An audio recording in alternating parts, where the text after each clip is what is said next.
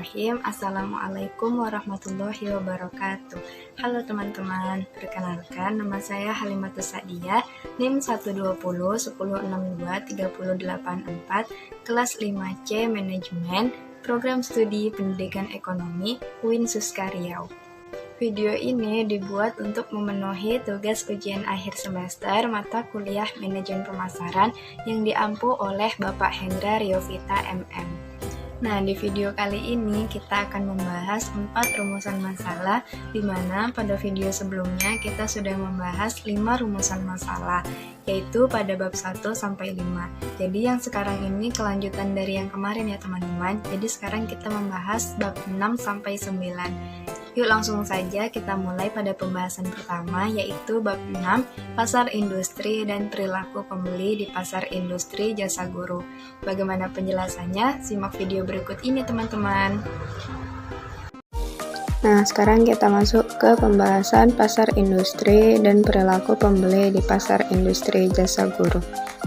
Sebelum kita masuk ke pembahasan, kita harus mengetahui terlebih dahulu pendahuluannya seperti apa. Yang pertama ada latar belakang.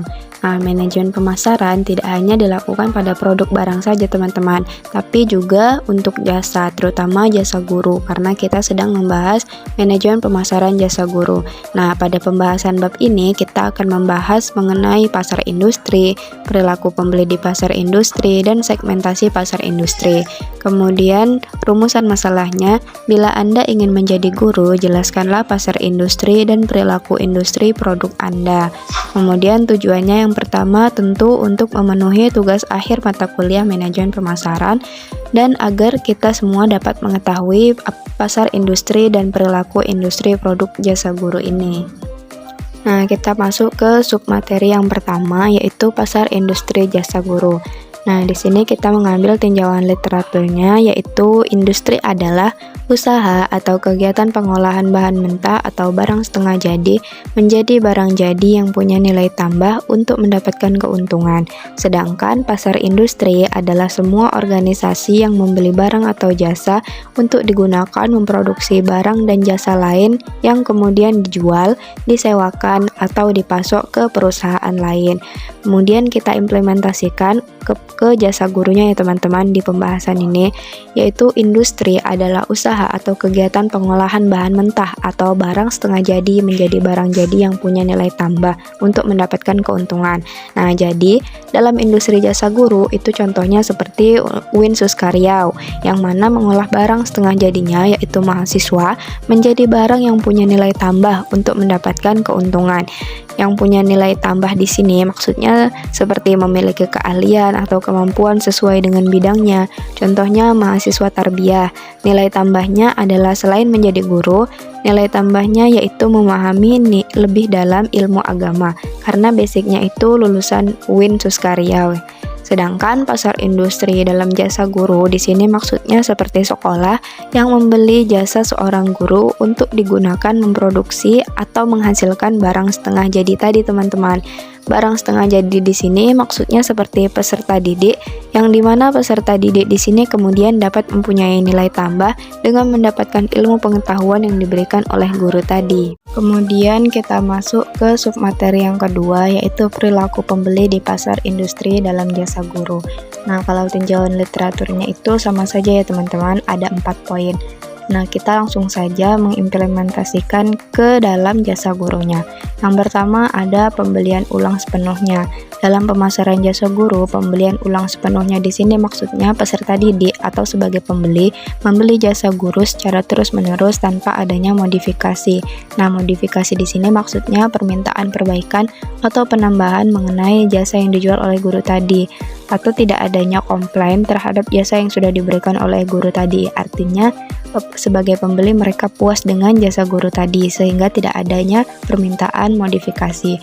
Kemudian yang kedua ada pembelian ulang dengan modifikasi. Dalam pemasaran jasa guru, pembelian ulang dengan modifikasi ini maksudnya pembeli atau peserta didik melakukan pembelian ulang dengan permintaan modifikasi seperti permintaan turunnya harga yang ditetapkan guru dalam menjual produk jasanya.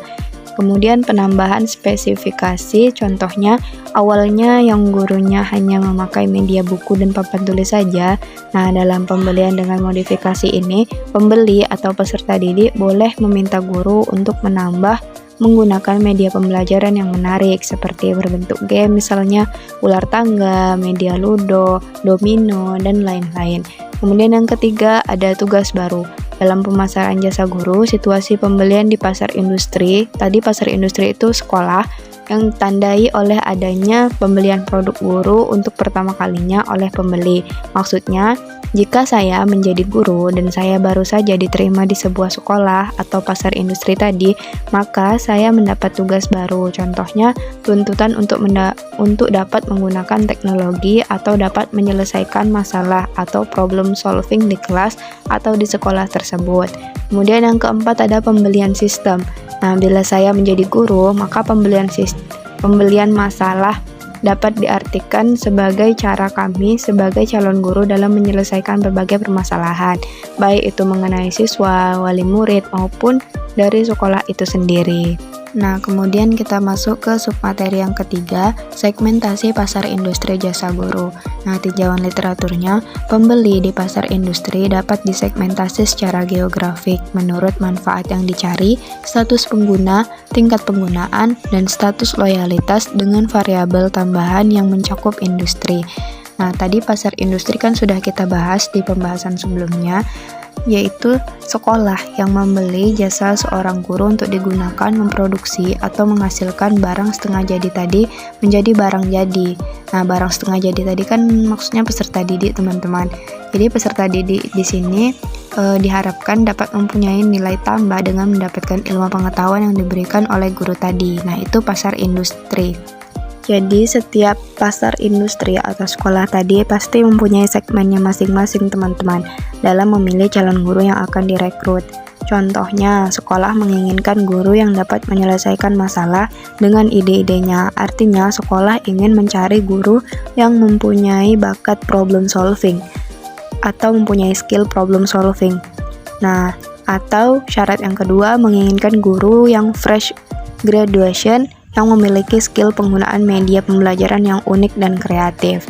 Intinya sekolah akan menerima calon guru karena ada manfaat yang diperoleh tadi, teman-teman. Jadi, jika saya menjadi guru, maka segmen saya adalah sekolah SMA yang sedang membuka lowongan pekerjaan dengan persyaratan yang dapat saya penuhi. Misalnya, saya dapat menggunakan media pembelajaran berbasis teknologi dan non-teknologi. Kalau non-teknologi di sini seperti media pembelajaran games, misalnya ular tangga, ludo, rolling ball, dan lain-lain. Kemudian saya juga lulusan S1 Pendidikan Ekonomi dan pembelajaran ekonomi hanya ada di SMA. Maka dari itu segmen saya sekolah SMA. Kemudian saya punya produk sifat sabar yang dapat menyelesaikan masalah, baik masalah siswa, wali murid, maupun masalah sekolah tersebut.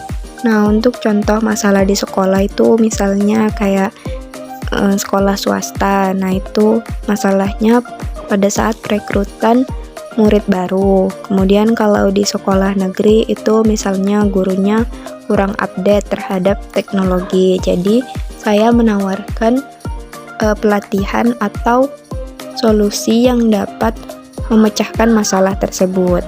Selanjutnya ada kesimpulan dan saran. Nah, kesimpulannya dari pembahasan kita kali ini yaitu pasar industri dalam jasa guru adalah setiap instansi atau lembaga kependidikan yang membeli jasa guru untuk memproduksi dan menghasilkan barang yang mempunyai nilai.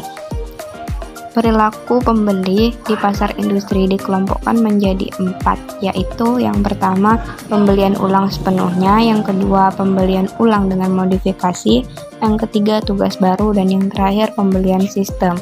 Kemudian saran, dalam memasarkan jasa guru penting untuk mengetahui terlebih dahulu pasar industrinya mana, kemudian menganalisis terlebih dahulu perilaku pembeli di pasar industrinya seperti apa, kemudian agar tidak sembarangan dalam melamar pekerjaan sebagai guru, teman-teman. Nah, itu tadi penjelasan mengenai materi pasar industri dan perilaku pembeli di pasar industri. Semoga video ini dapat bermanfaat untuk kita semua ya, teman-teman. Dan jangan lupa untuk menonton video selanjutnya untuk mengetahui penjelasan pada bab selanjutnya. Saya akhiri dengan wabillahi taufiq wal hidayah. Wassalamualaikum warahmatullahi wabarakatuh. See you teman-teman.